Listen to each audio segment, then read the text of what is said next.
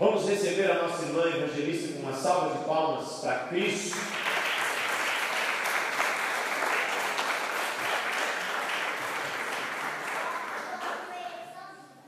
Pai, Senhor, igreja. Abra sua Bíblia no Evangelho de Lucas, no capítulo 24. A gente vai ler uma passagem bastante conhecida e esse mês a mocidade está com um tema, né, para os dias que seguem, né, durante o mês, e o tema é Nada Está Perdido. Então a gente vai meditar no capítulo 24 do livro de Lucas, dos versículos 13 até o 35. Diz assim, o título é Do Caminho de Emaús. Naquele mesmo dia, 2 dos seguidores de Jesus estavam indo para um povoado chamado Emaús, que fica a mais ou menos 10 quilômetros de Jerusalém. Eles estavam conversando a respeito de tudo o que havia acontecido. Enquanto conversavam e discutiam, o próprio Jesus chegou perto e começou a caminhar com eles, mas alguma coisa não deixou que eles reconhecessem.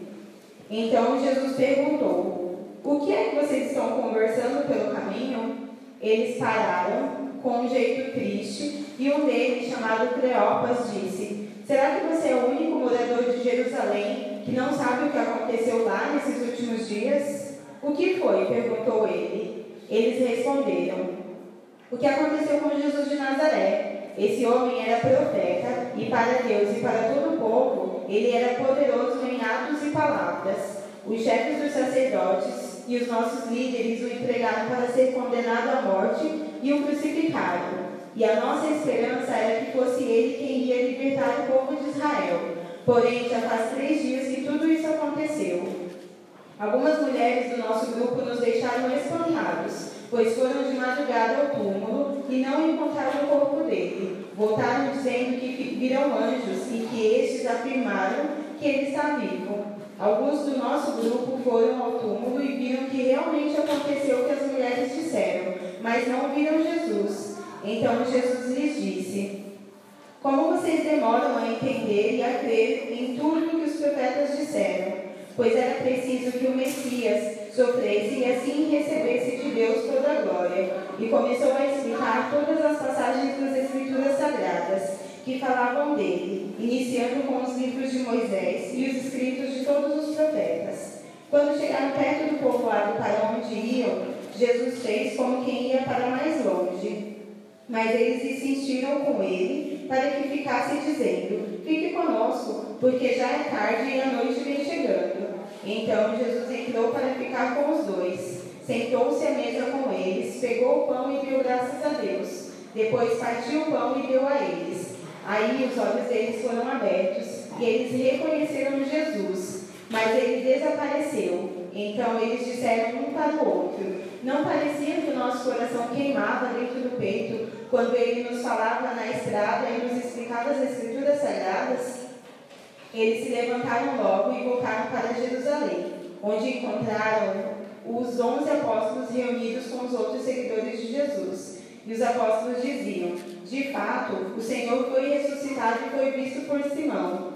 Então os dois contaram o que havia acontecido na estrada e como tinham reconhecido o Senhor quando ele havia partido o pão.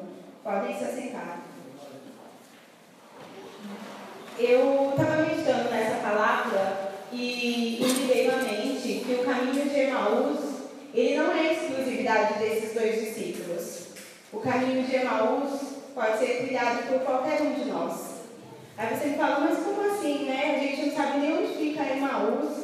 A palavra de Deus diz que fica uma distância entre 10 e 11 quilômetros de Jerusalém. Como a gente pode chegar lá? Eu estou falando da forma que a gente leva a nossa vida. A gente pode chegar no caminho de Emaús. A gente vê nessa passagem a história de 2 discípulos. 2 discípulos que certamente andaram com Jesus, certamente viram todos os feitos que Jesus havia feito. Eles viram milagres, eles viram maravilhas, eles viram cura, eles viram tudo que Jesus havia praticado lá em Jerusalém, em todo o ministério de Jesus, que durou pouco mais de 3 anos. Mas mesmo assim, eles, num determinado momento da e acharam que não teria mais jeito. E aí o nosso tema diz o quê? Nada está perdido. Normalmente a gente pergunta para a mocidade, né? Qual é o tema do mês? Para que isso fique inculcado neles. E alguns deles, ao invés de falar que nada está perdido, eles dizem nem tudo está perdido. Só que quando a gente fala que nem tudo está perdido, significa que alguma coisa se perdeu. Mas hoje a gente vem falar que nada está perdido. Jesus, ele morreu, mas ele ressuscitou. E isso faz com que a nossa vida tenha um brilho diferente. E tem um brilho não é porque nós somos melhores, não. Mas é porque nós já aceitamos Jesus como o único e suficiente Salvador. E se você não aceitou, certamente nessa noite você terá a oportunidade de aceitar. Aí, meditando ainda mais, falei, como que podemos chegar no caminho de Emaús, né? Normalmente a gente se converte e no momento da nossa conversão em diante, a gente começa a perceber os feitos de Jesus, na nossa vida mesmo. Às vezes as pessoas vão falar assim, mas o que Jesus faz na sua vida é diferente daquilo que ele fez lá no passado. Pode ser que Jesus não tenha te curado de uma cegueira, de uma surdez, de uma lepra, mas Jesus, só pelo fato de ter te salvo a sua vida, já é um milagre. O fato de você acordar todos os dias já é um milagre. O fato de você ter esperança no dia de amanhã já é um milagre. Então você não precisa ficar esperando feitos grandiosos para crer que sua vida é um milagre, que você vive milagres diariamente. Mas como eu disse, o caminho de Emaús, ele não é exclusividade daqueles 2 discípulos. E a gente pode meditar como que eles chegaram no caminho de Emaús. Porque eu entendo o quê? Que o ministério de Jesus, ele estava lá em Jerusalém e os discípulos estavam seguindo Jesus. Quando eu penso que eles estavam voltando para Emaús, eu penso comigo que eles estavam voltando à vida medíocre que eles tinham anteriormente. Eles falaram, Jesus morreu, Jesus era a esperança de Israel, mas ele morreu, acabou. Eu não tenho mais o que fazer aqui em Jerusalém. Jerusalém representava para eles um lugar de paz, um lugar de glória. E agora eles estavam voltando para a vidinha que eles tinham antes. Que vidinha que você tinha antes, que faz com que você saia hoje da presença do Senhor e volte para a vidinha medíocre que você tinha. E quando eu falo vidinha medíocre, porque todos nós, quando aceitamos Jesus, nós falamos, Senhor, obrigado, porque eu vivia uma vida lá atrás que não era o que o Senhor tinha para mim. E hoje eu resolvo seguir um novo caminho. Então, Emaús, ele significa isso. Eu vou voltar para a minha vida lá, eu vou voltar atrás. Tudo que eu trilhei com Jesus, esse período, não valeu de nada porque Jesus morreu. E Jesus estava com esses 2 discípulos, mas eles não enxergavam. Como que a gente chega, né, no caminho de Emaús? Eu separei 3 coisas que fazem com que a gente volte para o caminho de Emaús, queira voltar. E o primeiro diz que a gente passa pela experiência do caminho de Emaús quando vivemos a imagem do passado. No versículo 14 que nós lemos, eles falam assim, eles estavam conversando a respeito de tudo que havia acontecido. Só que o que tinha acontecido? Eles eram discípulos, como eu disse, eles viram milagres e maravilhas. Mas eles focaram no quê? Eles focaram na morte, focaram na crucificação de Jesus. Eles focaram na parte negativa. A psicologia diz que nós, seres humanos, temos a tendência de nos lembrar só do que foi ruim. Nós não temos a tendência de lembrar o que é bom. Mas isso nós podemos treinar no nosso interior. Jeremias fala em Lamentações que ele quer trazer à memória aquilo que o traz esperança. O que você tem trazido à sua memória hoje? O que você tem pensado? Quais as coisas que você tem focado a sua vida? Quando a gente fala de viver a imagem do passado, é assim, como o povo de Israel vivia, né? O povo de Israel vivia assim, eles tinham sido tirados do Egito. Eles estavam no deserto, mas no deserto Deus supria todas as necessidades deles. E aí eles murmuravam contra Deus. Eles falavam o quê? Eu tinha pepino e cebola lá no Egito. Só que eles eram humilhados, eles eram escravizados e eles ficavam pensando na mediocridade de ter cebola e pepino no Egito. E a gente, o que a gente tem pensado? Muitas vezes a gente se converte e a conversão é isso. Conversão é mudança de sentido. Você está indo para um lado, quando você se converte, você vira totalmente, você passa a seguir outro lado. E essa conversão, ela é viver ao contrário do mundo, é na contramão. É fácil você viver na contramão? Não é fácil. Vocês já tentaram ir no 25 de março, no Natal, no Ano Novo, sabe? Quando você tem que comprar presente, aí é mais barato lá, você vai lá. Está todo mundo descendo a rua e você está tentando subir. Não é fácil. As pessoas vão te carregar, sabe, Lavinha? E aí você vai tentar desviar, e isso é viver na contramão do mundo. O mundo vai falar para você assim: ah, você tem que concordar com as coisas que o mundo faz. Não, você não tem, porque a palavra de Deus não diz que a gente tem que concordar. Ao contrário, a palavra de Deus diz o quê? Que a gente tem que ter a mente de Cristo. E a mente de Cristo é uma mente transformada. Não é a mente que você tem hoje. A mente de Cristo diz que você tem que fazer o que a palavra nos ensina. Então, a gente foge dessa experiência de andar no caminho de Emaús quando a gente não vive à margem do nosso passado. A Bíblia diz que quando você se converte, seus pecados eles são jogados no mar do esquecimento. Muitas vezes nós cristãos, nós damos ouvido àquilo que o inimigo fala. Ai, como é dar ouvido ao que o inimigo fala? É você estar andando certinho e o inimigo ir lá falar na sua orelha: mas ó, você já fez isso, você já fez aquilo, você é um pecador. E muitas vezes a gente dá ouvido a isso. E é uma brecha que você dá para o inimigo agir na sua vida. Então você precisa crer que tudo aquilo que você fez no passado, antes de você se converter, ficou para trás. Jesus, ele apaga o que você fez e você passa a viver uma nova vida com ele. Por isso que a gente fala que a gente renasce. Por isso que lá na conversa que Jesus teve com Nicodemos, ele falou assim: é necessário nascer de novo, da água e do Espírito.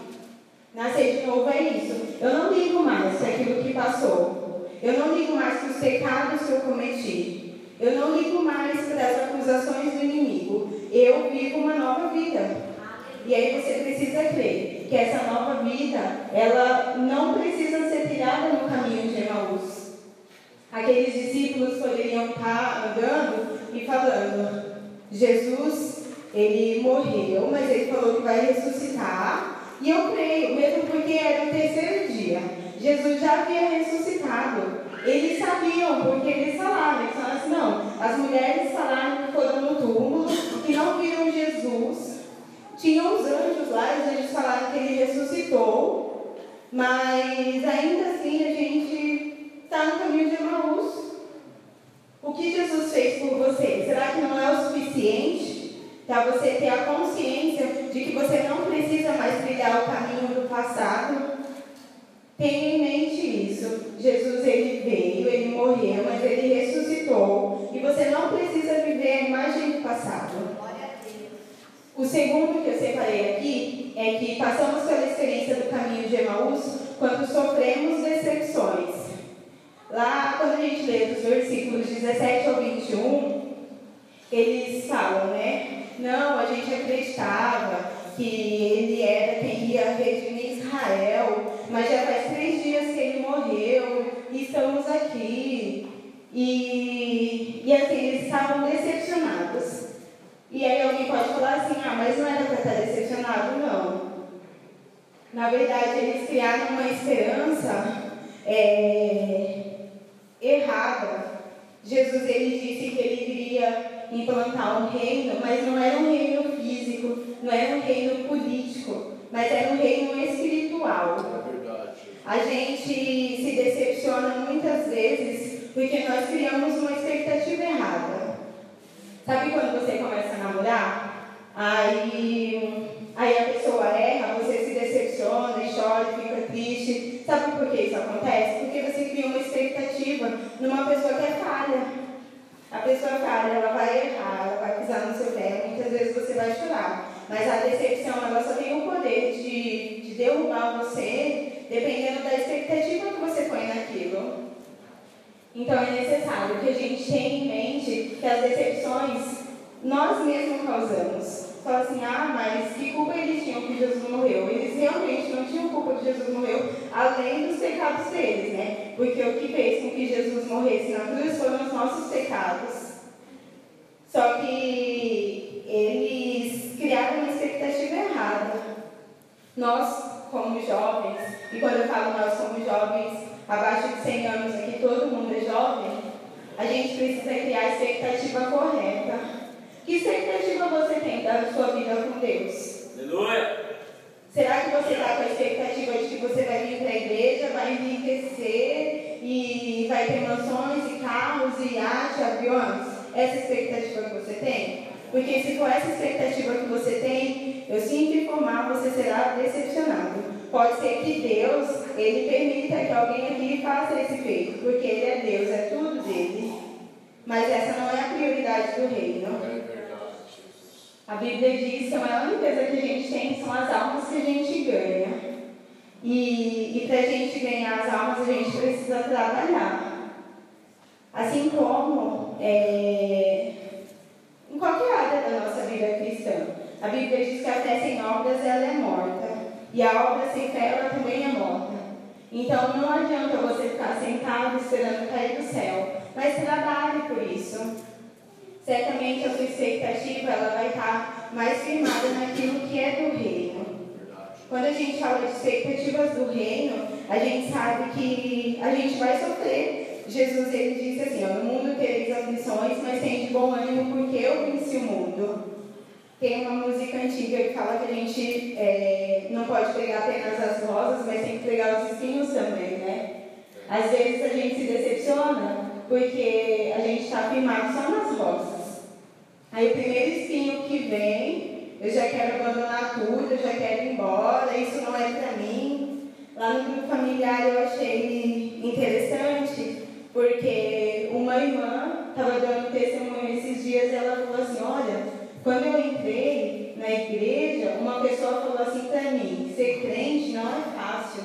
E aquilo me assustou. Eu pensei, será que realmente eu quero ser crente? E ela falou, eu decidi que eu vou ser. E ela falou que quando veio a primeira luta, ela entendeu por que a irmã falou que ser crente não era fácil. A Bíblia diz que o reino ele é conquistado à força. Tudo que você conquista à força não é fácil. Não é fácil, mas a gente tem um benefício, porque a gente nunca luta sozinho. Aleluia! Eu estava ouvindo uma ministração e a pastora falou assim, às vezes você reclama que na sua casa só você é crente, só que você está com Deus e você com Deus é a maioria. Quem aqui crê que você com Deus é a maioria? Então por que a gente vai se abater com as decepções de expectativas que nós mesmos causamos? Nós mesmos criamos expectativas erradas. Esses 2 discípulos no caminho de Emaús, eles tinham a expectativa errada, né, de que Jesus viria implantar um reino político. E quando eles viram que Jesus morreu, já era o 3º dia, por mais que eles tivessem o conhecimento de que em algum momento Jesus havia ressuscitado, eles não estavam acreditando nisso. Eles falaram, não, acabou. E aí essa noite a gente vem para falar o quê? Que nada está perdido. Jesus ele morreu, ele foi crucificado, passou 3 dias lá e no 3º dia ele ressuscitou. E isso faz com que a gente creia que nada está perdido. Amém? O 3º ponto que eu separei aqui é que passamos pela experiência do caminho de Emaús quando desconhecemos as Escrituras. Alguém certamente vai falar, toda vez que a Gia prega, ela fala, tem que ler a Bíblia. E se eu pregar 100 mil vezes eu vou falar que você tem que ler a Bíblia. Porque senão eu estou aqui fazendo nada. Porque o que eu estou fazendo vai falar da palavra de Deus. E eu falo daquilo que eu creio. Aleluia! Então vocês precisam estar focados na palavra de Deus. Em Oséias 4:6 diz o quê? Que o povo perece por falta de conhecimento. Aqui, nesses discípulos, a gente vê assim, que Jesus ele começou a explicar todas as passagens das Escrituras Sagradas que falavam dele, iniciando com os livros de Moisés e os escritos de todos os profetas. Será que esses discípulos, nos 3 anos que eles andaram com Jesus, eles não sabiam que Jesus tinha que passar por tudo isso? Será que eles nunca tinham ouvido falar? E assim, o ministério de Jesus, ele foi muito firmado no ensinamento da palavra. E tudo o que acontecia, Jesus falava, isso daqui é até se cumprir a palavra que está escrito lá. Então, assim, Jesus ele conhecia, Jesus ele ensinava, ele transmitia a palavra de Deus. Mas e a gente? Será que a gente aqui, a gente vem para a igreja, todos os cultos, todos os domingos, todos os sábados, a gente vai no familiar, mas será que a gente está embasado na palavra de Deus? Eu fico pensando, eu pelo menos, eu sou convertida desde os meus 9 anos. Meu primeiro amor foi lá com 9 anos de idade. E de lá para cá eu não paro de ler a Bíblia Sagrada. Alguém vai falar assim, nossa, mas de 9 anos para cá acho que já deu para você ler várias vezes. E eu continuo lendo. Porque todas as vezes que eu leio, eu vejo coisa nova. A palavra de Deus ela é viva e ela fala com o seu povo. Tanto em Marcos quanto em Mateus, vamos ler lá. Abra sua Bíblia em Mateus 22 e 29.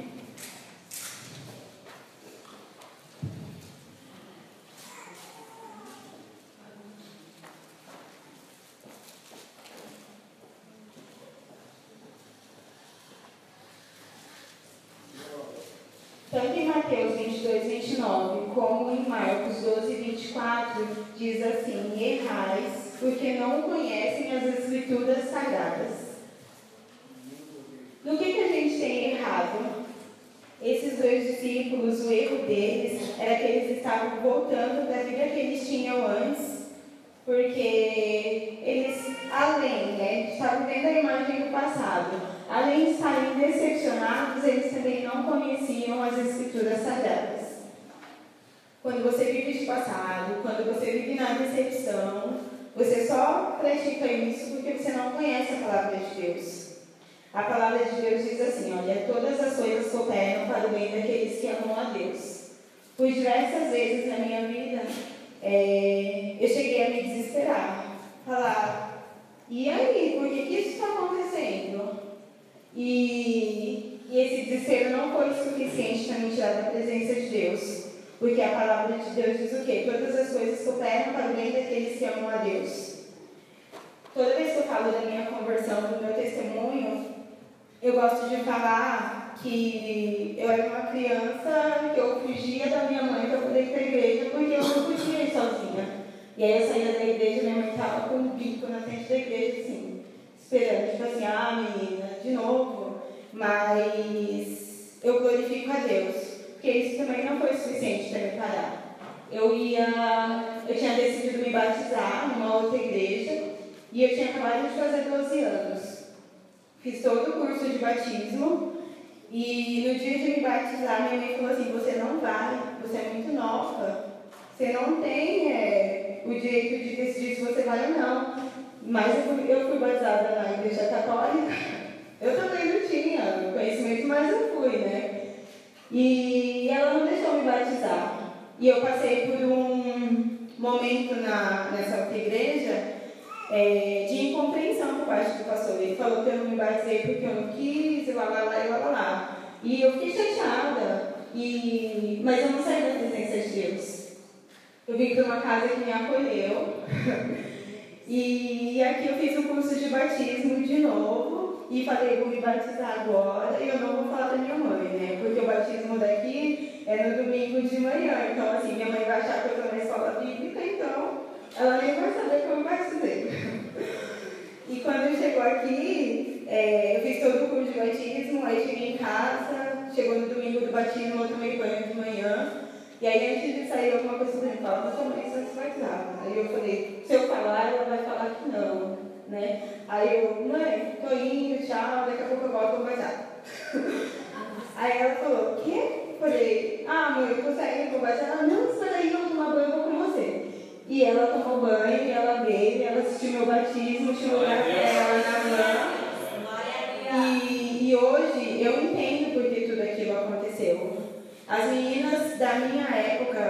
que era da outra igreja, tem muitas que estão presas, muitas que estão mortas, muitas que não estão mais na presença de Deus. E eu tenho certeza que aquilo não era para mim. Aqui eu sei o que Deus tem para mim, porque aqui eu tenho meu ministério. Aqui Deus ele me levantou de uma forma que eu não pedi, que eu não imaginei. Quem me conhece sabe que eu sou tímida e eu nunca imaginei estar aqui ministrando a palavra de Deus. Mesmo porque toda vez que a gente sobe aqui parece que é a primeira vez. A gente treme, a gente fica nervosa, a mão fica gelada, a gente gagueja, o dente parece que vai bater no microfone. Mas eu sei para que Deus me chamou. E eu não quero trilhar o caminho de Emaús. Por isso eu me baseio na palavra de Deus. Você precisa se basear na palavra de Deus. Às vezes você vai falar assim, gente, mas eu não sei, eu começo a ler a Bíblia e eu não entendo nada. Para isso a gente tem escola bíblica. Para isso a gente tem o esquema de leitura. Para isso a gente tem os líderes. Todas as vezes que eu tinha alguma dúvida da palavra de Deus, eu tinha plano de correr. O Thierry, o Daniel, são sempre pessoas que eu tinha dúvida e eu ia daqui até a minha casa conversando com eles sobre a palavra de Deus. Quantas vezes eu entrei no MSN, que é antigo, chamava o Daniel e falava, Daniel, eu estou com dúvida assim, assim, assado. E ele me instruía. Então Deus ele sempre vai levantar alguém para te instruir na palavra de Deus. Falar que você não tem força, que você não entende, é desculpa, é pretexto. A palavra de Deus ela é acessível para a gente que está aqui. E o que eu vejo é que assim, existem muitos países, sabe, que a palavra de Deus ela é proibida. Então as pessoas andam com páginas rasgadas dentro dos bolsos, sabe, porque eles não podem andar com a palavra de Deus. E eles dão muito valor à palavra de Deus. E aqui a gente tem e a gente não usa. Muitos deixam a Bíblia aberta no Salmo 23 ou no Salmo 91, lá em cima da televisão. A Bíblia nem fecha mais tanto foto tem, mas não conhece a palavra de Deus. Ou então, a gente tira um trecho e fala, isso me serve, isso não me serve. A palavra de Deus ela é completa e ela é um manual de instrução. Uma vez um jovem teve a oportunidade de vir ministrar aqui na frente, uma oportunidade rápida. E ele falou uma coisa que eu fiquei pensando, e até hoje eu penso. Ele falou assim, olha, se você tem um celular com diversas funcionalidades, mas você não lê o manual de instrução, você nunca vai usar tudo que ele oferece porque você não sabe.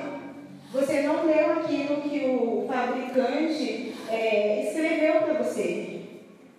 E aí, ele falou, a palavra de Deus é assim, se você não conhece, se você não lê, você não vai viver a plenitude de Deus, porque você não conhece. Que importância tem a palavra de Deus? Toda. O Criador, aquele que te fez, Ele sabe de todas as coisas. Ele sabe qual é o seu ponto fraco, Ele sabe qual é o seu ponto forte, Ele sabe do que você precisa.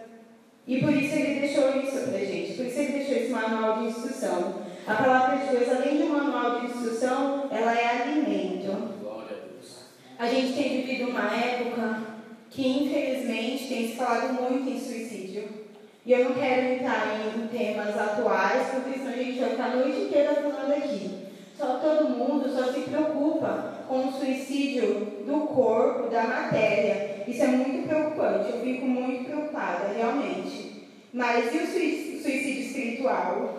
Porque tem gente que está fazendo greve de fome há muito tempo.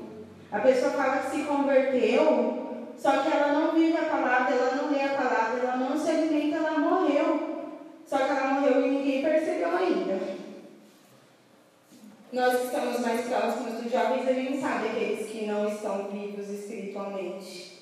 E aí só Deus sabe a luta que a gente tem com cada um deles. Porque eles não se alimentam. E por mais que nós, como líderes de jovens, vamos lá, olha, Deus tem uma palavra, Deus faz, Deus isso, Deus aquilo, é necessário que você se alimente. Porque não é sempre que seu líder vai estar do seu lado. não é sempre que o pastor vai estar do seu lado. Então, o alimento, ele é básico para a sobrevivência. Quem aqui, passa um dia inteiro sem comer? Alguém super espiritual vai falar, eu faço jejum de 24 horas, amém pela sua vida. Mas muitos dias sem se alimentar faz com que você fique desnutrido e certamente uma hora você vai morrer. E não é diferente no mundo espiritual. Às vezes a gente fala assim, não, esse ano, dia 1º de janeiro, eu vou começar a leitura da Bíblia. Aí dia 1º de janeiro você está ali firme, dia 2 de janeiro você está firme, e aí você vai mantendo. Chega no carnaval, você vai viajar, esquece. Aí chega a Páscoa, você nem sabe mais onde está a leitura. E aí chega uma hora que você fala, eu estou tão desanimado, não sei, não quero mais ir para a igreja, eu vou lá, eu não sinto nada, está todo mundo pulando e vibrando, mas eu não estou sentindo nada. Por que será? Será que você tem se alimentado da palavra? A gente costuma dizer que a vida com Deus ela é um tripé, né? É leitura da palavra, jejum, oração. E aí, alguém pode falar assim, tá, mas qual é o mais importante? No meu ponto de vista, o mais importante é a palavra, porque a palavra, ela te instrui a orar e a jejuar. Agora, se você só ora e jejua, mas você também não lê a palavra, você é incompleto. Você tem vivido um cristianismo falho. E aí, é claro, não estamos aqui para julgar ninguém, mas para instruir. Leia a palavra de Deus. Voltando para a ministração, a gente falou de 3 coisas que pode fazer com que você caminhe no caminho de Emaús. Mas aí vem uma parte também que é interessante a gente conversar. Quando que acaba o caminho de Emaús? Quando que acabou o caminho de Emaús para esses 2 discípulos? Enquanto eles conversavam com Jesus, teve uma hora do caminho, foi quando chegou na aldeia de Emaús, né? E Jesus continuou andando como se ele fosse para mais longe. E os discípulos falaram, não vai não, fica conosco. Eles não sabiam que era Jesus, mas eles convidaram Jesus para ficar com eles. E avaliando a palavra de Deus, analisando a palavra de Deus aqui, a gente percebe que esse foi o final do trajeto. Que Jesus vai na casa deles, e aí no partir do pão, quando Jesus parte o pão, parece que os olhos deles se abrem e eles falam, é Jesus. E nessa hora Jesus ele desapareceu. Mas eles entenderam, tanto que eles fizeram que eles voltaram para Jerusalém.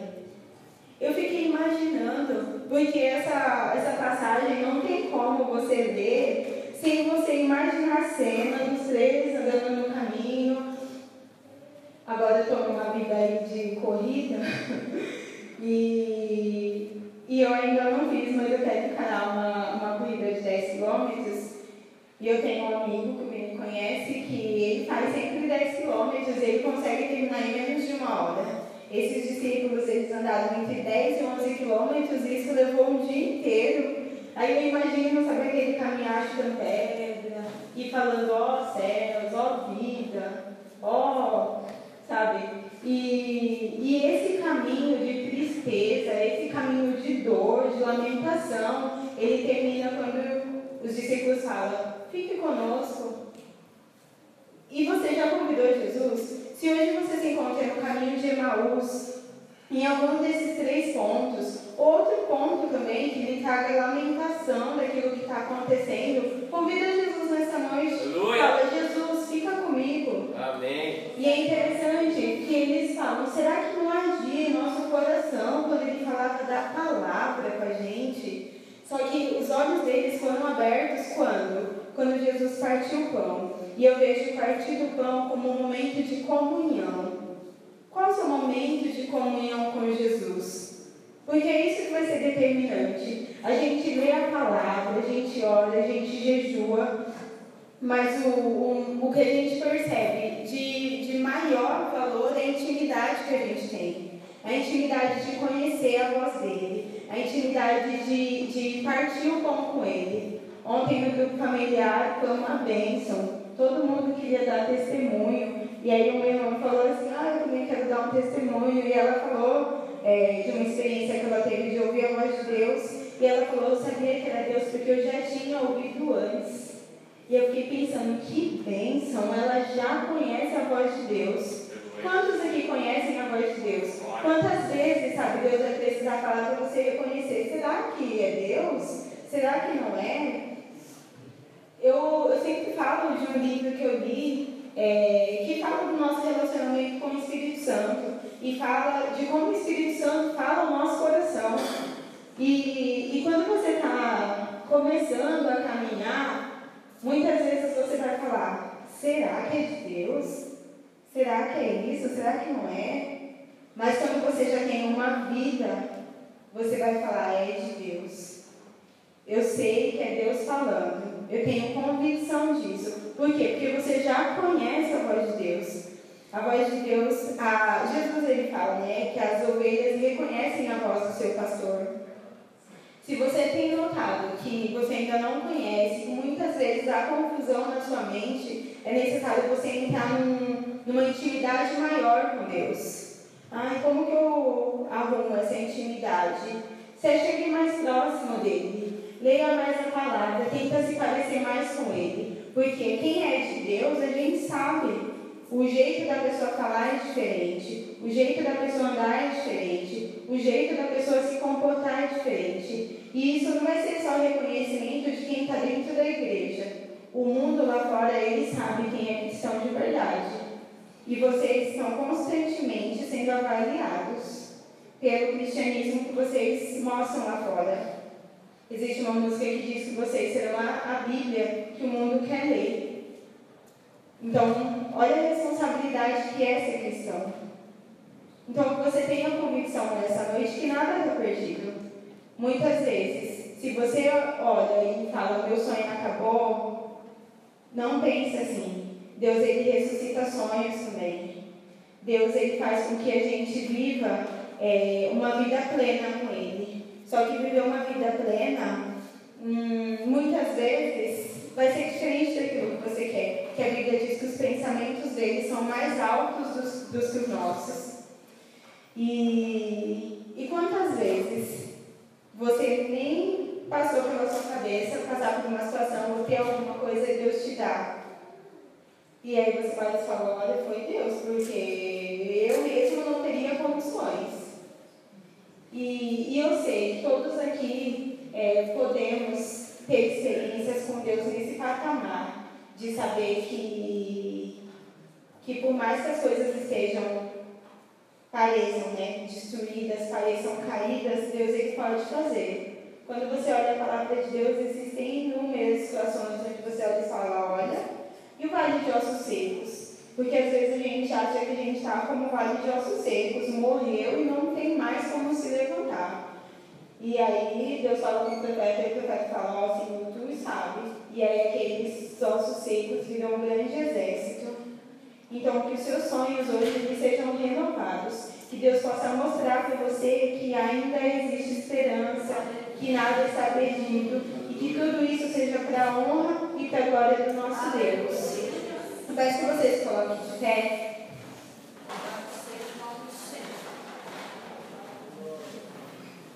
Eu não vou perguntar, não vou pedir para vocês se colocarem aqui na frente,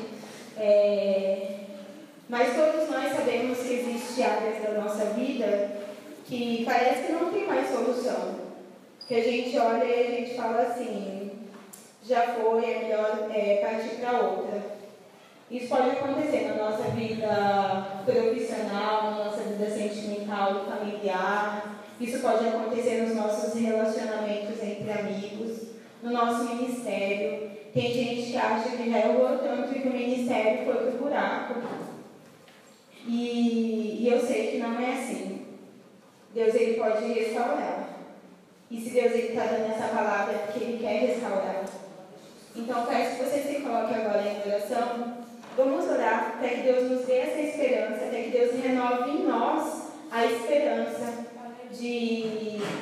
desse recomeço. Amém? Vamos orar em nome de Jesus.